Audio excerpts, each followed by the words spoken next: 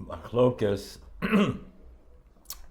machlokas, a difference of opinion between the Rambam and the Ramban on whether or not the discussion that we find in Chazal on whether or not the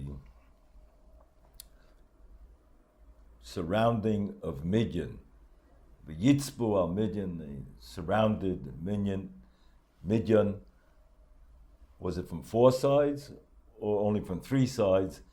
Reb Nosson says only from three sides, and you left the fourth side as a route of escape. That's one machlokas. The second machlokas that we find over there, and that original machlokas, first machlokas, is a machlokas rishonim on how we paskin. According to the Ramban, it's a mitzvah l'derus, just like they allowed the fourth route as an avenue of escape. Similarly, it's midalke rachmanas, just like we have to be kair l'shalom. We give the enemy an opportunity to comply, to give in to what would be the demands of Klal Yisrael, the requirements for them to have a peaceful relationship with us.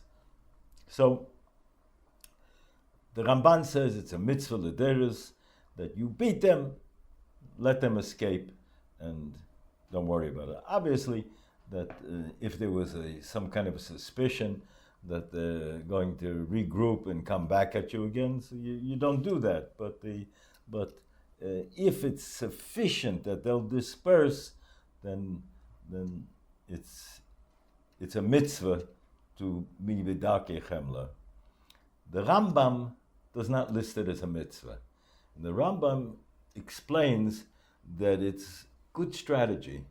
It makes sense to do that because we have seen in history that when nations at war, a smaller group is surrounded and they give up hope, they abandon any possibility, they despair of being able to get out of the situation, then the adrenaline starts to flow in another dimension. They become so dedicated, committed, that the resistance is intensified and they can win a smaller group over a larger group. So the Rambam is saying it's not kedai, it's practical, which means that if it's a pragmatic consideration, that there may be an overriding unique situation where that can change. It's not a mitzvah. The Ramban says it's a mitzvah.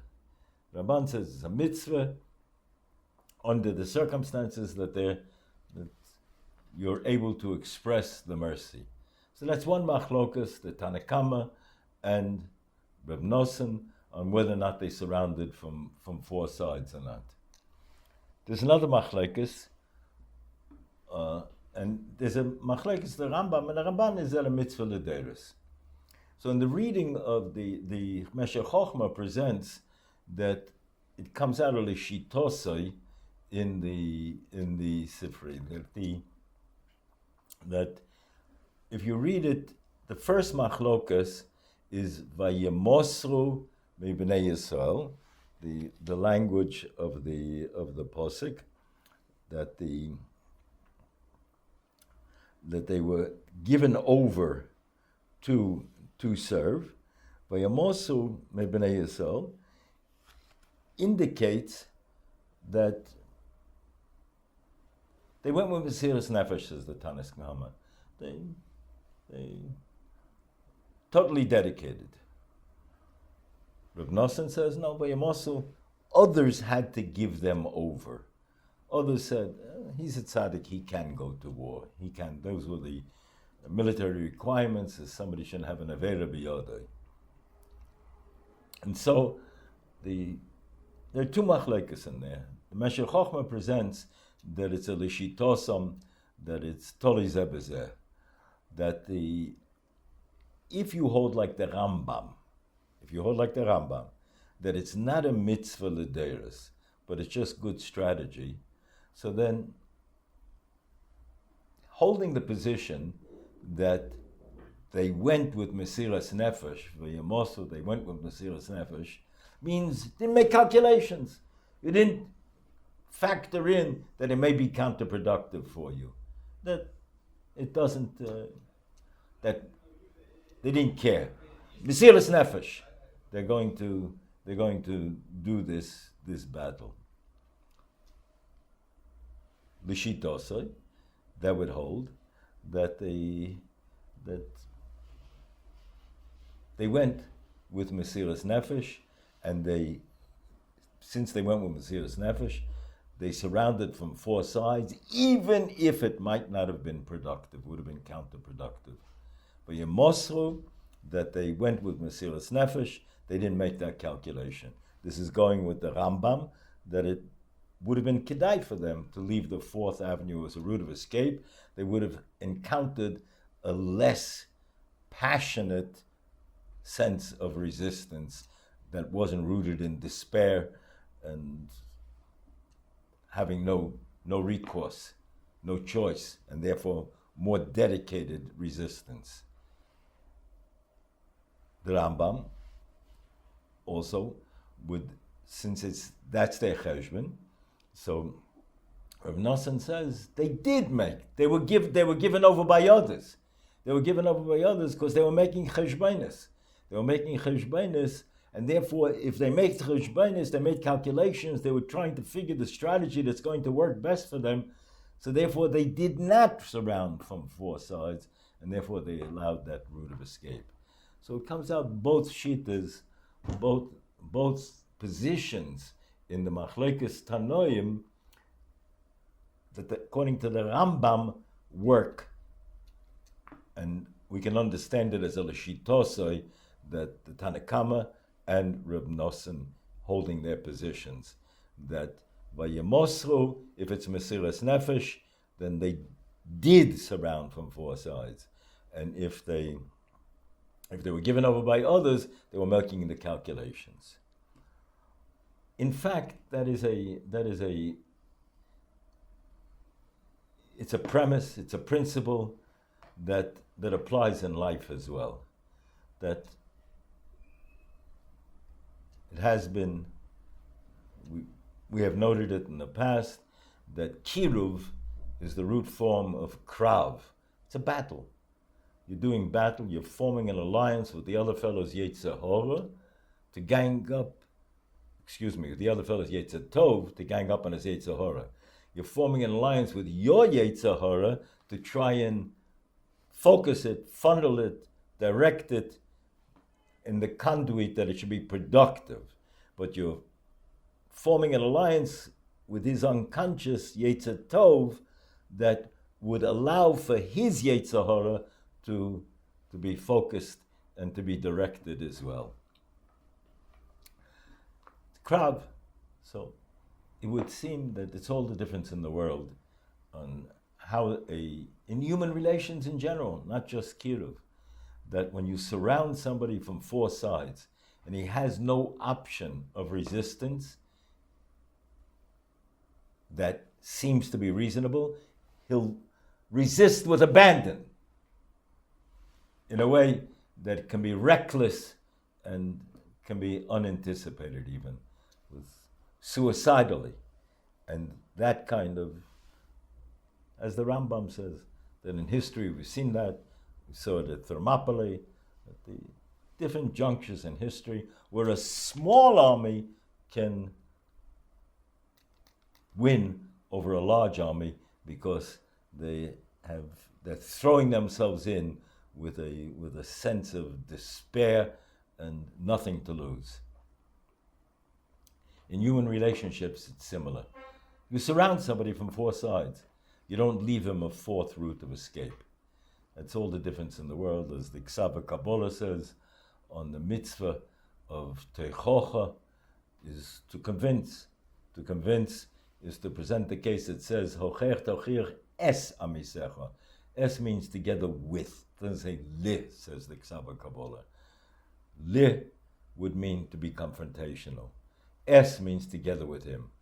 Put the information on the table, make the presentation, and then from that point, analyze it together. What do you think about this? What do you think about this?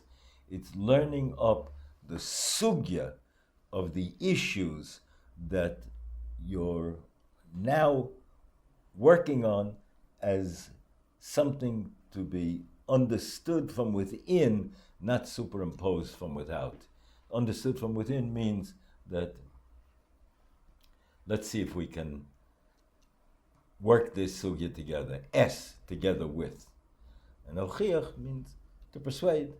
To persuade means to convince, but conviction has to come from within.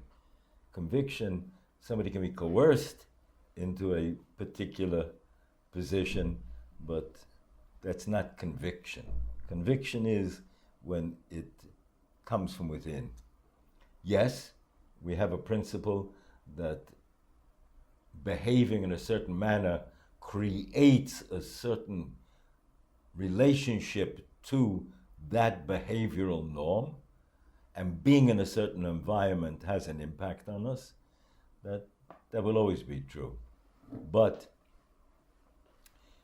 we're not forfeiting bechira, and it's our responsibility to situate ourselves in a place, in a time, amongst those that are likely to be more sympathetic to helping us develop those norms that are more probable.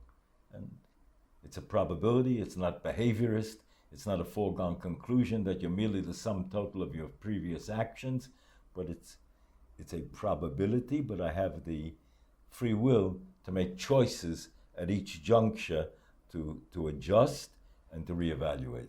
That's in fact part of what's alluded to in the following parsha, that the Rambam in the Moreh Nevuchim asks, why do I need such a detailed description of the different places where they stopped in the Midbar, where they were coming from, where they were going, in their stops in the desert? It would seem to be that much of that is not really needed. There's no such thing in the Torah as something that's not needed, that's not instructive for generations. Everything that's there is bearing some level of a message. Says the Rambam that the reading about these events and an entire nation taken in to a desert, to individuals in a desert would find it hard to survive, let alone an entire nation with men, women, children, to be able to survive for a block of time, 40 years in the desert. Says the Rambam, somebody could come along and say, well, probably they're like those Bedouin Arabs, that it was close to the habitation and they could feed off the area, the vegetation, do business with them, or there was near an oasis. So it had to be detailed, the catalog, with the testimony that comes with it, and we'll come back to that in a moment, that this was in the middle of the desert. It was far from the habitation. It was not in a place where there was an oasis, where there was such an extraordinary visitation in such a place. It's cataloged, but the entire time, no. And it was miraculously sustained, their existence, by the man, the bear of Miriam, and the Ananiya Kovad, the protecting them. And how do I know that that's true? That's a testimony. How do I know the testimony is true? Like the Psukim in Vas Hanan tell us that Haniya Kadova Godel, no people, somebody went on record as already recording it, that no one ever starting a religion, Lahavdil Alfei Avdolas, Ofa Lepumayu, will ever make such a claim. It's not just that we make that claim. It's that somebody made the claim. Part of our claim is nobody else will make such a claim. How can somebody take such a risk? Have such exposure that no such claim will ever be made. The Torah is teaching us that it's a claim that cannot get started unless it has a truth to it. And that truth is such because anybody beginning a religion would want to make such a claim rather than if he's going to go out and market his wares in the marketplace of ideas and theologies. So surely he would prefer to make such a claim rather than saying X number of people, saying everybody, because once you say everybody, it cannot get started. Those of you who have not yet seen Rabbi Gottlieb's book, Reason to Believe, it's an analytical survey of this claim and its implications and its uniqueness.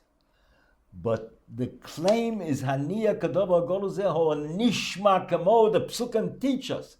And part of that claim is already being presented and anticipated that there'll be a Yirmiyahu. And a Yirmiyahu will come along and take a tzintzennit, a jar of the man, and he'll display it. This was the man. How will I know it? There'll be a way to verify and validate that it was the man. So the Rambam is saying that the Jew in history is going to be able to some time, at some place, whether it's through the rational presentation of the alternatives and what is the most reasonable way to understand what has in fact transpired, as anticipated by the Torah, and or perhaps there'll be eventually some archaeological support that'll be more than just theorizing and guesstimations, that'll be more substantiated that here's where Klal Yisrael was, here's where they stopped, and we'll be able to validate it. But Maram Shik and others also point out that when the Posek says it begins with Masei B'nai Yisrael, that the Moshe Rabbeinu talks about the travels in the desert. He tells Motza'eim, where they exited the Maseim to their travels. Ve'ela, and then the Pasuk switches, that was Al Pi Hashem, Ve'ela Masei LeMotza'eim. Maseim, this is the travels from where they exited. It has been pointed out, as I say, by the Ram Shik and others, that each one of us in our lives, when we look back at the different stops and stations that we had along the way in our biography, where did it come from? Where would we exit? Where did we exit? And where did each juncture, in retrospect, becomes a new dimension of perspective of what we're doing here in this place now. Motzeim, where am I coming from? How did I get to where I am? And that should then be instructive for me in moving forward. And there's a built-in kind of denial that people have a preference to reject. The Chovos HaLevavos says that it's frequent that in life that people don't have the kind of gratitude that they should expect, the parents should expect that the children should have to the parents. Why? Because it happens with regularity. Something that happens with regularity, I assume that is the case and it's going to be that way going forward. Klal Yisrael in the desert began to assume that the miracles were built into the system and it's going to continue. It's todeh.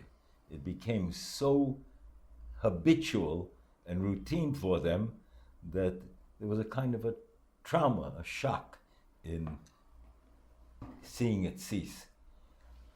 The same person, says the Yeshivat Ohr, that has one act of chesed to relate to, of kindness, from a stranger, will praise the stranger, do all kinds of expressions in his experientially and verbally to recognize the chesed. But his parents, he assumes that's true. Klal Yisrael in the desert had that kind of a nisayon. They had been tutored in nisim. They're mulumodim in the miracles that took place in the desert, and therefore it was kind of an expectation that it's going to continue. So then, at the moment when this is not happening anymore, it's incumbent upon you to look back, but look, how did you get to where you are? It happened because of Yetzias Mitzrayim, because of the Nisim that were there. They weren't necessarily going to happen. Some Sefer says that Klal Yisrael was emphasizing that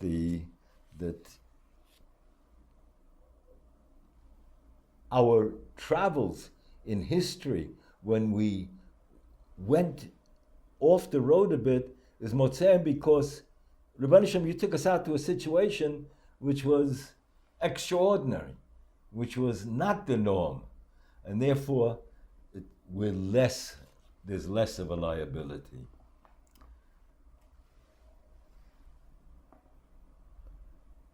Events in history are invariably perceived through human eyes, interpreted, and it's the environment in which we find ourselves that shapes our perception and our understanding with probably, again, not a foregone conclusion. When the United States forces came into Auschwitz, Buchenwald, and they found the carnage and the murder and the horrific conditions. Commander-in-Chief of the American Army, Eisenhower, said, photograph, record everything that we find here, because it won't be long before there will be mamzerim, and he didn't say mamzerim, there'll be mamzerim that will deny this happened. And that's just how long ago? V'kachave. And amongst those who denied that it happened, of course, there's a leftist, Jewish, renegade, rogue leadership that lead the pack. Shocking, anticipated. That's the way it was in history. There was a Dosim Aviram, there were the renegades, rogues, whose personal needs. Now, we don't deny that your starting point of encounter, of interaction with the world, is through my sense of myself. By the Mishkan, the Posuk is invoked, V'hinom Hashem Elokeinu Oleinu. It should be pleasant for us, our action. And our action, our creativity, our activity should be blessed with success. So that's all subjective. That's the way I meet the world, through my sense of myself, my subjective. That's the Yetzer Hara that I have to find a kind of level of pleasure, sympathy with my potential and the actualization of it in experience, the application of it. Only then, step 3 is that which we subjectively, aesthetically take pleasure from, should be objectively true and should be confirmed as what we were supposed to do in history. Klal Yisrael, different junctures in history have different nisyanos. If you're connected to the past, you have a sense of Motza'eim, where you began, the miracles in which you as an individual are part of a nation that experienced this. So this nation, by Simchas Beis HaShoeva, we had those who said that Ashrei, the Zkenim that said that their youth doesn't have to apologize and atone for their elderly years, don't have to apologize and atone for their youth. The Baalei Tshuva say, Ashrei, please, Rebbeinu Shalom, praise be that you've built in the apparatus. There is such a phenomenon as tshuva. It would seem that Klal Yisrael, again, find this in the Meforshim, if they're linking to history, they are connected to the past, like we say in the Haggadah, that Ovdei Avodah Zarah, that Klal Yisrael were Ovdei Avodah Zarah. We have to atone because it's one nation. If you're taking the upside of Klal Yisrael in history, where they're coming from, the collective national experience and uniqueness from Avram Avinu up through the encounter at Sinai and to where we are today, then you're also part of the process of a corrective, that the tshuva for the national experience of Klal Yisrael. And there is a tzad, there's a deya, that the individual Baal Tshuva, in a certain sense, can appreciate and declare both. He's saying, Ashrei Ziknasenu, that it can atone for our earlier years. But he's going to be positioned, the Rebbeinu Shalom will give him the koyach, if he's doing it as Torah gives him the guidance, the direction, the appreciation of how to go about it halachically, so then he'll produce a generation that will be able to say, Ashrei Ziknasenu, that does not have to atone for our earlier years. So this Baal Tshuva is really straddling both, especially in our generation. And perhaps that is why he's so uniquely placed to bridge the past with the future in this paradoxical challenge of Ikvasid the Mashiach of the Messianic era. Shem Yitain, that we should be zeicha to be zeicha v'roya b'binyaneha b'simchoseha of Yerushalayim b'mheira v'yameinu.